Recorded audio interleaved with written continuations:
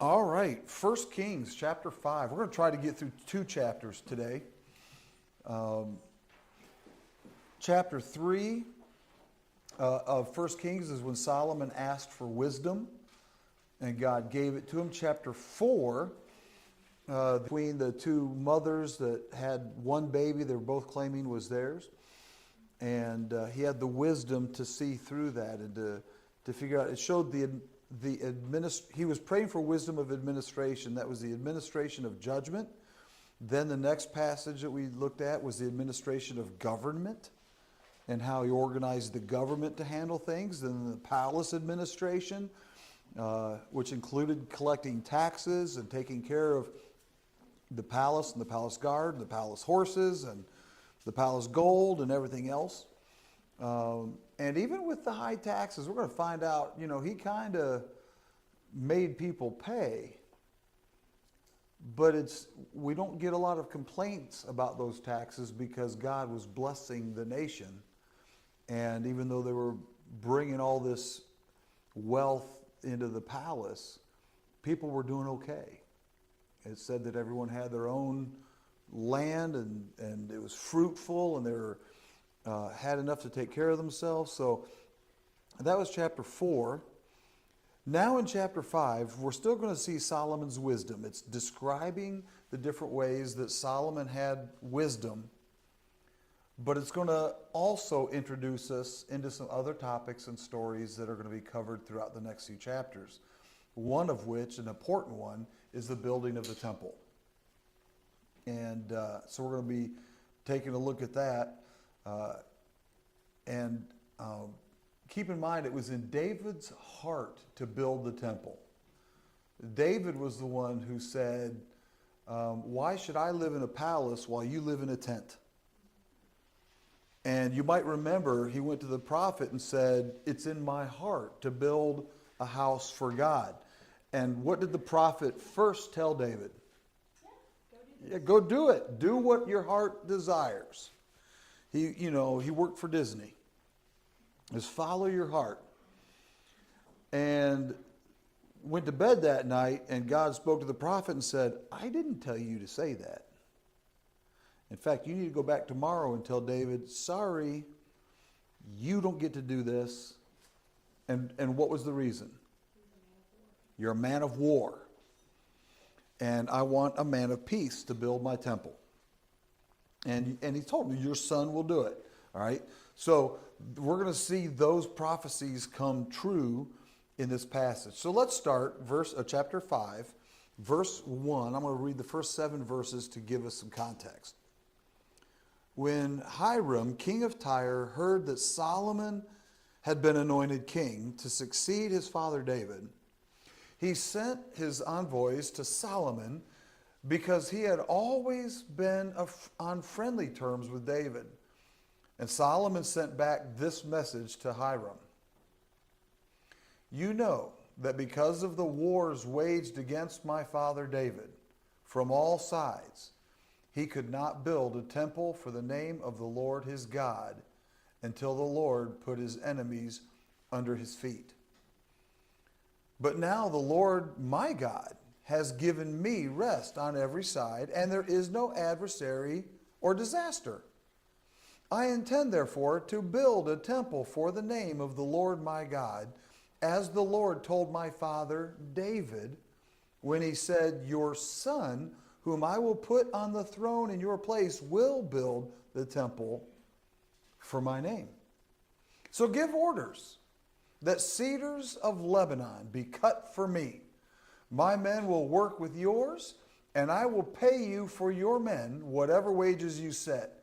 You know that we have no one so skilled in felling timber as the Sidonians.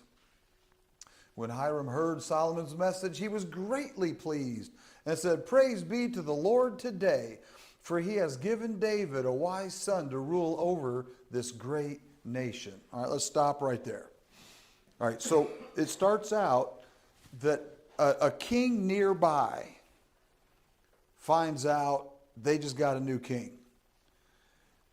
It's not like here, even here in 2020, in the 21st century, what we run into a lot is that when a new head of state, whether it be the President of the United States, the Prime Minister of any number of other countries, or another president, when they take office, what's everybody around them do? You pay attention. What's this president going to be like? What effect is that going to have on us? It was more so back in those days, because it was family. It was not, oh, but that's a good country. I'm sure they'll vote in the right kind of guy. It'll at least be similar to what they've had. It's not like that. You could go from an awesome king, and who does it go to? It's going to his son, whether that son is a good guy or not. And so could a nation change drastically between kings? And it wouldn't last for just 4 years. Right. However long that guy stays alive, or however long I stay alive. We could have got along, but his son could say, but I want to own his property. So he doesn't know Solomon, he knows David. He's had a good relationship with David, and he makes the first move. He says, hey, I want to congratulate you as being king, and I want to set the groundwork for a continued good relationship. What kind of relationship did Hiram have with David? It was a good relationship. They got along. What are some hints that let you know it was maybe more than just a casual business association, we got along, but that they actually understood and knew each other? Looking at the text, is there anything in there that would make you say, oh, that's interesting, about the relationship between David and Hiram? Hiram knew why David hadn't built the temple. There it is. Hiram is not a follower of Jehovah, Yahweh, God. And yet, Solomon says, well, you know that my dad wanted to build a temple and didn't. And you know why he didn't do it. Because you know that our God told him that he's not going to do what I am. And so he's explaining this, and Hiram knows all about that. And it's, in fact, keep your finger there. Go back just a little bit to 2 Samuel chapter 5.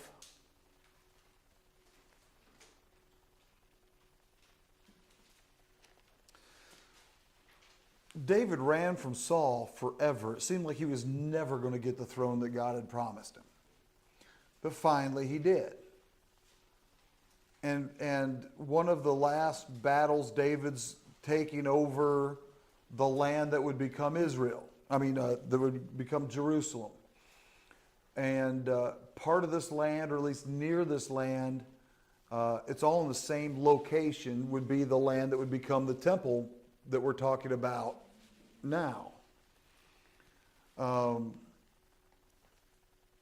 And in verse 11, so David conquers the earlier in this, he conquers the Jebusites. You might remember they thought nobody can take us, and David said, go up the watershed, and All right, so David wins. Now verse 11, now Hiram, king of Tyre, same one, not another guy with the same name. This is the same guy, okay, that we're talking about. Hiram, king of Tyre, sent envoys to David along with cedar logs and carpenters and stonemasons. And they built a palace for David. Where did David get the materials for his palace? Hiram. Who did he get to work with that material? Hiram's men. Why? The Israelites were great with stone, but they didn't have trees. They were not woodworkers. The Sidonians, the Lebanese, they had the trees, and they're big trees. These are cedars that would get to 10 feet around. They would get to 130 feet tall at 1,000 years old. You plant a new one, you're never going to watch it grow. It's going to be generations. And that's why and I was just intrigued by that. And there is less than 0.5% of the trees of Lebanon still in existence today. And they're protected species. And they were ideal for building because they didn't have any branches until the very top. So when you cut them down and cut them up for lumber, you were just straight. Yeah, I can't even imagine what one of those trees would be worth today. Like our sequoias. Kind of like the sequoias, yeah, yep. And that's why, and even now there's some shows on logging on TV that you can watch, like on Discovery Channel, up in Alaska, and like one tree, they plan on getting $70,000 to $80,000 out of that tree, the lumber, because of how old and straight they are. And I don't want to get too sidetracked, but David had Hiram's men bring materials and build a lot of his palace. So Solomon looked at the palace and said, these guys did such a spectacular job. They're the ones I want building the temple. Does that make sense? So let's put it in perspective for you. Let's go back to 1 Kings now. So now we're starting to see the relationship. I like the fact that Hiram says to Solomon, he's setting the stage and he knows about the Lord. He knows about the temple. He knows, I imagine they had some discussions. It wouldn't surprise me, since it was in David's heart to build it, if he'd already talked to Hiram and said, I hope Solomon has you build this. When he does, I want it kind of like this.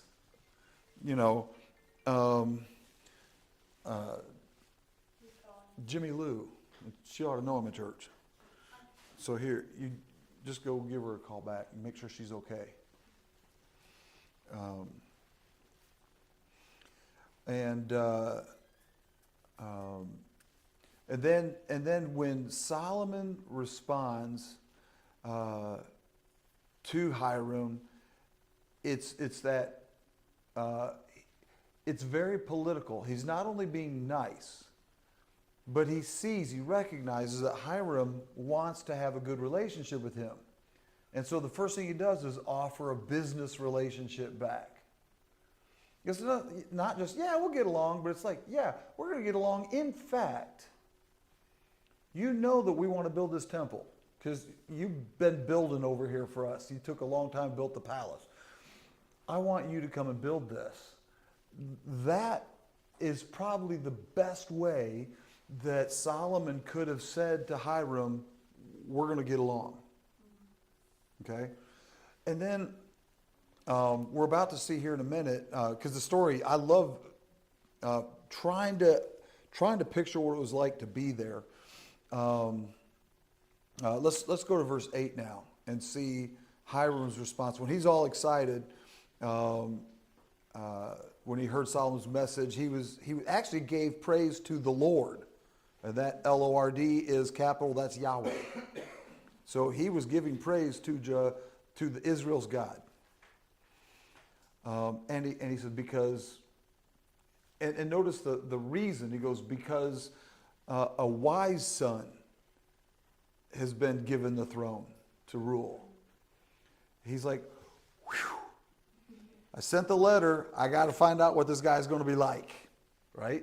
And he gets back and goes, yes, we got a good neighbor. You know what it's like when the house goes up for sale next to you? And what are you doing? You're like, oh boy. Because you have nothing to do with it except it's going to change the way you live. And so that's that situation. All right, now verse 8. So Hiram sent word to Solomon, I have received the message you sent me and will do all you want in providing the cedar and juniper logs. Now watch this. I love this. My men will haul them down from Lebanon to the Mediterranean Sea. That's a job, folks. Yeah. Like that, sorry. That in itself is, we're going to get them all the way down to the sea, and then we will float them to you. Think of what that's like. 10-foot round, 130-foot long trees, tons and tons and tons.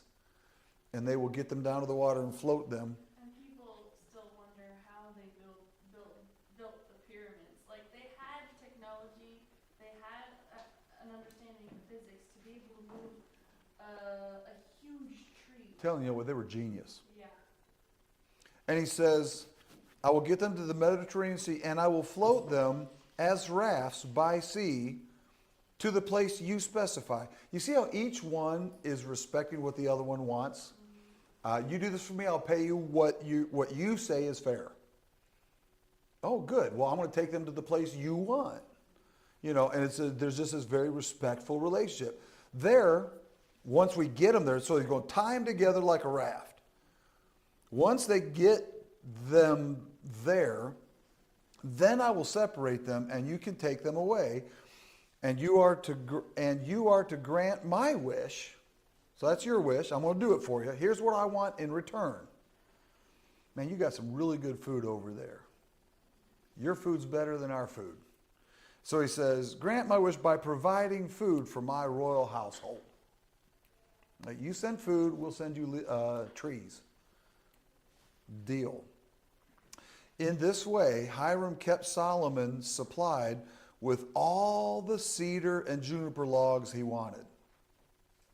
And Solomon gave Hiram 20,000 cores of wheat as food for his household, in addition to 20,000 baths of pressed olive oil. And Solomon continued to do this for Hiram year after year. Wow. Like, you take care of me, I'm taking care of you. Cost him $1.50. What's that? So that cost him $1.50. Yeah, it did. But imagine what those trees cost. But we're about to find out. I want to give you some numbers today. In fact, after I got the numbers, I put a few questions into ChatGPT about this, and came back and said, don't give a class all these numbers, you'll lose them because they're so high. Well, I'm going to see if it's right, because I'm going to give them to you. I think it's interesting. We'll get there in a minute.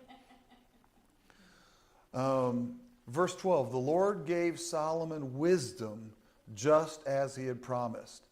There were peaceful relationships between Hiram and Solomon, and the two of them made a treaty. All right, so that's the situation. New king and an existing king that got along with dad wants to know if this is still going to continue.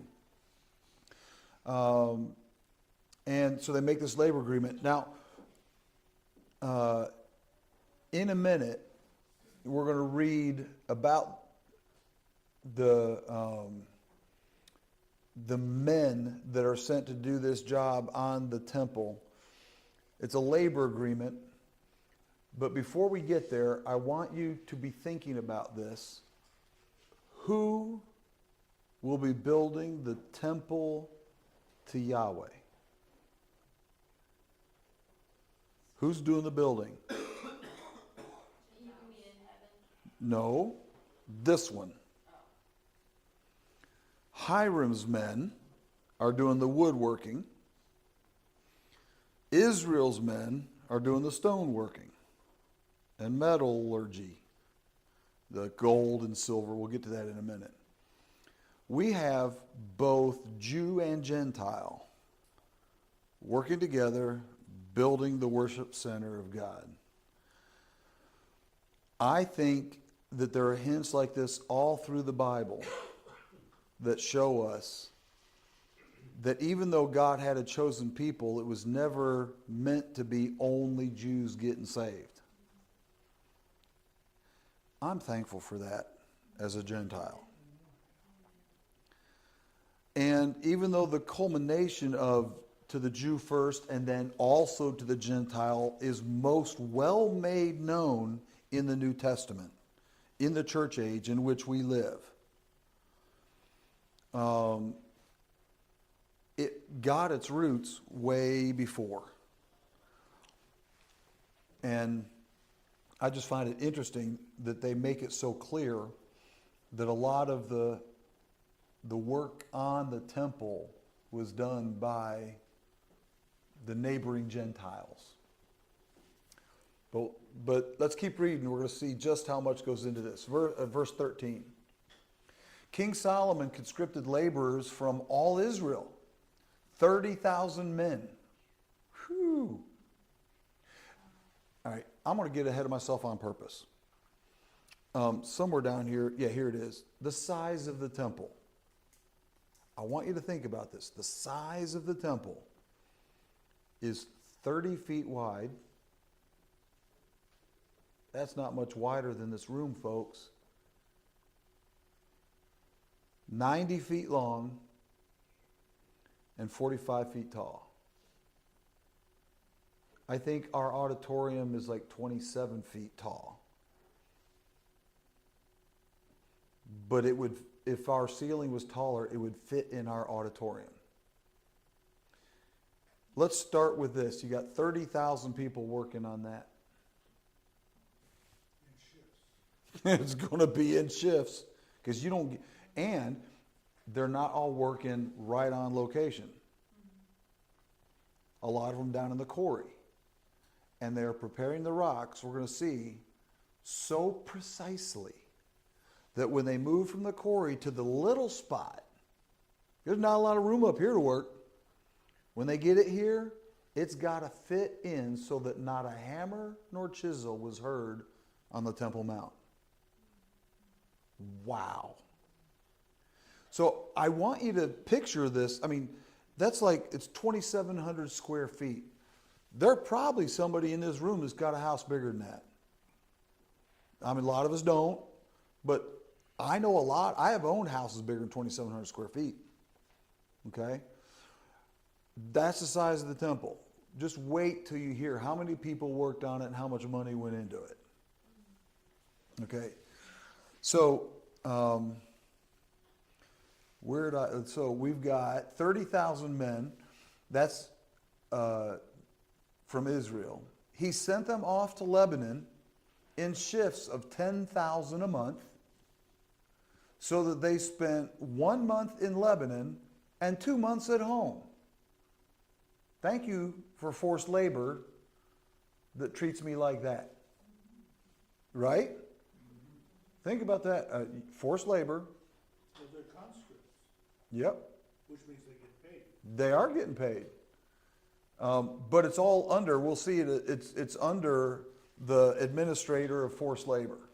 So when we think of forced labor, we might think of it a little differently than, think of it more like,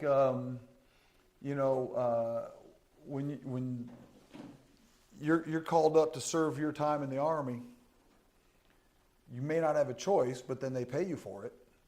It's kind of like that. So but he picks 30,000, 10,000. So for 3 months, 10,000, 10,000, 10,000 goes and works for a month, while the other 20,000 stay home and raise their families, raise their livestock, things like that. Okay. Verse 15, Solomon. Oh, because it mentions that, I skipped the line, in shifts of 10,000 a month, so that they spent a month in Lebanon and 2 months at home. Adoniram was in charge of the forced labor. So that's where you see it's a paid forced labor. Does yours have something different? This is the labor force. Okay. Anyway, verse 15. It's not a big point of the chapter, but verse 15. Solomon had 70,000 carriers and 80,000 stone cutters in the hills, as well as 3,300 foremen who supervised the project. and directed the workers. Can you just imagine the amount of hands that had to get everything just right for this 2,700 square foot building? At the king's command, they removed from the quarry large blocks of high-grade stone to provide a foundation of dressed stone for the temple. The craftsmen of Solomon and Hiram and workers from Byblos cut and prepared the timber and stone for the building of the temple. Wow. Okay, so already you get the idea this is a huge undertaking for a very small but specific place. Well, and it's small in our standards today, but back then, 2,700 square feet, most of your dwellings and stuff weren't that big. A lot of the homes and stuff wouldn't be, but like when we went to Ephesus, They were massive. the library was bigger than that. Some of the temples were smaller, but the Pantheon was bigger. Parthenon. Pantheon's in Rome. Thank you. So I understand what you're saying, but it's what they did, and I should have wrote this down, but it's not really part of the lesson. But what they did is that was the building, but they built this courtyard that was, oh my goodness, 12 or 15 acres that they put like this, they called it the courtyard of the Gentiles around it, that was all marble, inlaid. Like, so the building's big, the project is bigger, okay? Actually, in the temple itself, it wasn't as if there were that many people that were gonna be in the temple Inside. itself. You got the Holy of Holies part of it, and only one goes in there once a year. But then they built into the walls the dwellings for the priests. Right. So that would be out into the area that would be like a courtyard. Right, yeah. And the way I understand it, that's outside the wall, so it doesn't take up space inside the 2,700 square feet, but they put the quarters on the outside of those walls into the courtyard, but the courtyard was big.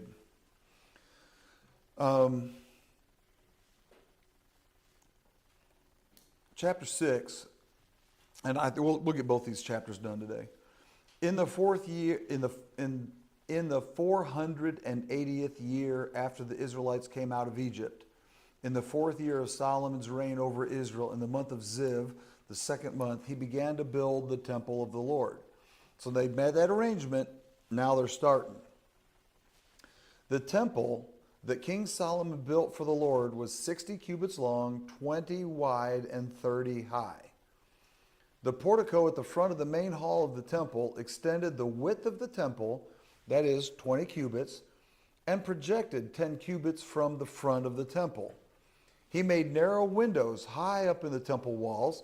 Against the walls of the main hall and inner sanctuary, he built a structure around the building in which there were side rooms. So you've got the main, that's what we were just talking about, the main room, but then on the outside of those walls were structures that were other buildings in which were the side rooms.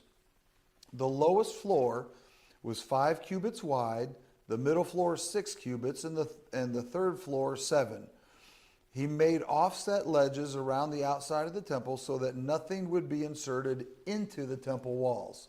So the temple wall is going to be solid, and everything, all these structures are on the outside of that. Okay? Verse 7, in building the temple, only blocks dressed at the quarry were used, and no hammer or chisel or any other iron tool was heard at the temple site while it was being built. If you've ever been to a construction zone, It's noisy. it's noisy. There's banging and clattering and trying to make things fit. And even when you're right there and you got all the tools and you cut it and you saw or you grind it and you go to fit it, it's tight. You got to get it to fit. So what do? You grab your hammer and you bang it into place. These stones are so tight that you can't get a piece of paper in between them. But they weren't allowed to use any metal, no banging on the side. They got to slide. Y'all understand this? Had to be perfect. Had to be perfect. Cut somewhere else. Measured perfect. And brought there to slide right into place. Well, they got them so smooth. If you had to do that with our houses, if you had to do that with our houses that we renovate, we'd never get a house in. We can't get them done anyway. The entrance to the lowest floor was on the south side of the temple. A stairway led up to the middle level and from there to the third. So he built the temple and completed it, roofing it with beams and cedar planks, and he built the side rooms all along the temple. The height of each was 5 cubits. And I'm not going to go ahead and read the rest of this chapter for you because it's just describing stuff that unless you're picturing it, it's going to be just words to you. But let me give you a summation of what I found from studying this. If you were to take the amount of gold that they put in that temple and had to buy that amount of gold today, I think you're going to be shocked at what that building would cost to rebuild it as it was. You ready for this? Probably not. The cost of the gold would be $195 billion.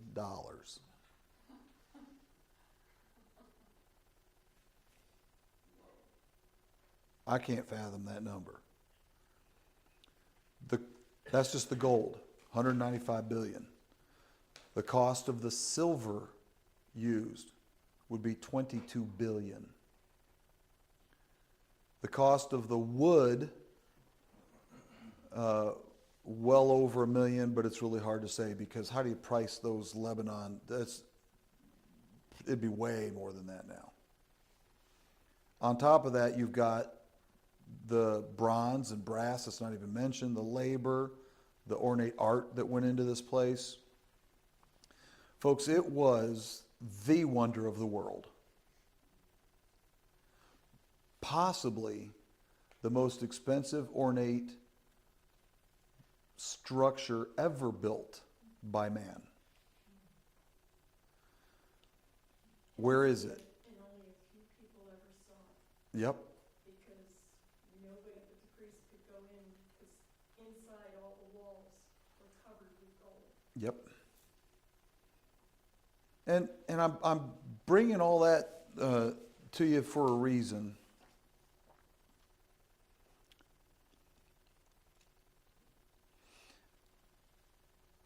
I'm going to show you. Where's my verse? Look at verse 14. I do want to show you this. Because if you look down at verse, later, it's still talking about, look at verse 19.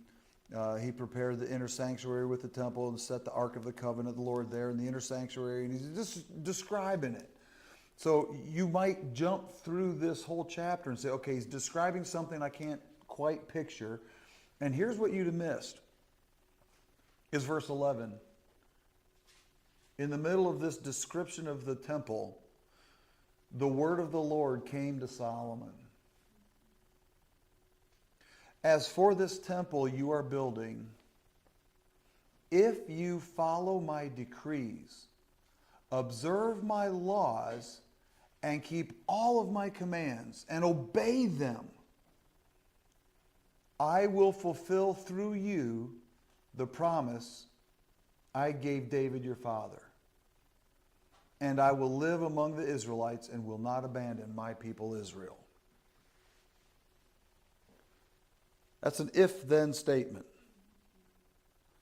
It is a conditional covenant.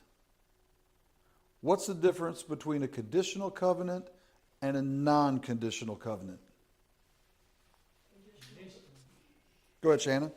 conditional, you have to do exactly as it's described. You have to do your part, and if you don't, Covenant's broken. then the covenant's broke. Is the other person required to do theirs if you don't do yours?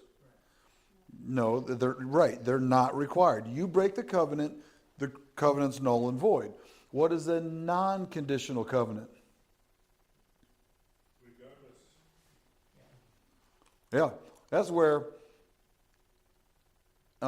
even if the other person breaks their side, does not give you the right to break yours.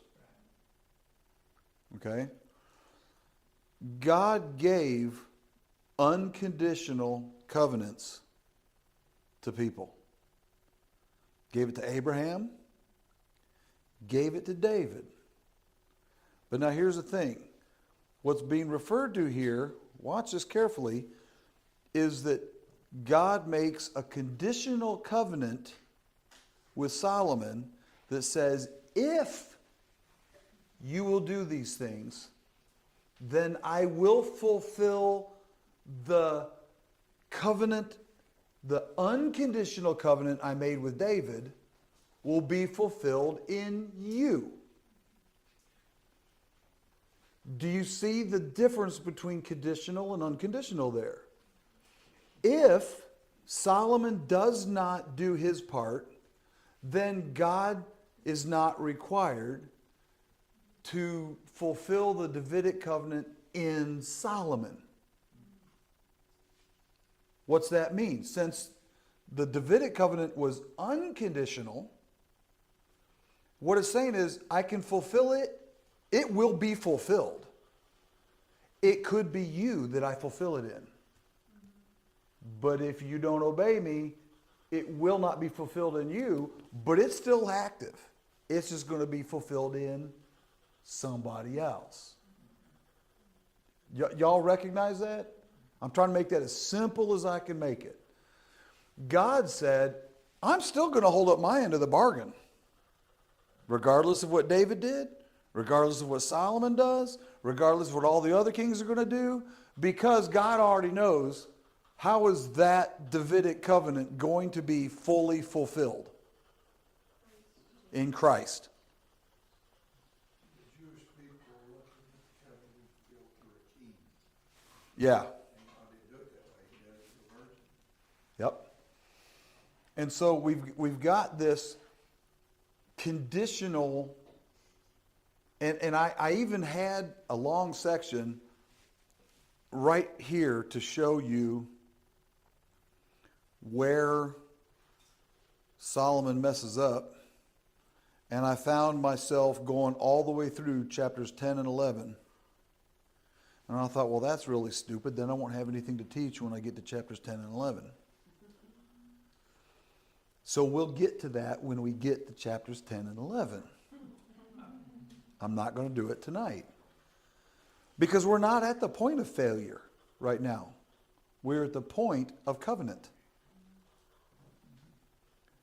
Where God said to him, it's up to you. I could fulfill this in you, but you need to obey. It's that if then.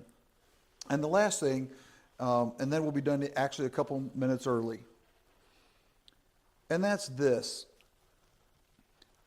I spent most of tonight describing the effort and cost that goes into the temple. And then we just read these verses that basically say, and I'm going to paraphrase it, knowing the covenants, if Solomon would have walked in obedience to God, the covenant could have been fulfilled with Israel there. God could have come into that temple and filled that temple and lived in that place among his people. But where is that temple? Can you go visit it now? If you know the right people, because my parents have been there, there is, and it's barred right now, but back in the 70s when they went over and visited, they were able to go down 3 levels into a place that is part of the original Solomon's temple. There's like a floor down there. All the gold's gone, the silver's gone, everything else is gone. They peek through the door.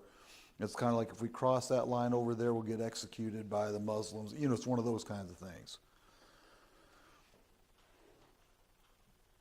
This tells me that God is more interested in your obedience than all the gold and silver in the world. What I was gonna say is, when, he makes this statement to Solomon, there isn't one mention of the temple. Yeah. Sort of like, okay, you wanna build me a temple, all right, but that's not what matters to me. Look, we can be so impressed with the amount of effort and work that goes into that stuff. But the reality is, that temple's going to get destroyed. Herod's going to build another one. That gets destroyed. There's going to be another one in the millennium. Actually, prior to that, at the beginning of the tribulation, that's going to get destroyed. Stuff doesn't matter to God. What matters? Obedience. There's that verse that says I require obedience, not sacrifice. Yeah. To obey is better than sacrifice, and to hearken better than the fat of rams. Yeah. And it just, like, you kind of go through these chapters and go, we're not there and that temple's gone. Why do we spend so much time on what they put into it? Because I think, first of all, it shows the heart of worship.